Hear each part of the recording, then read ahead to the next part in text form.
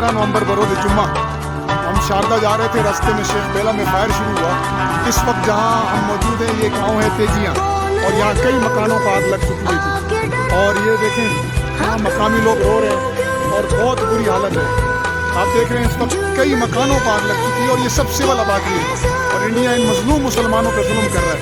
ये देखेंगे ये लोग यहाँ रो रहे हैं और इन बेचारों के मकानात जल चुके हैं। कोई इंसान भी शहीद हुआ है जी। अल्लाह ताला हिफाज़त।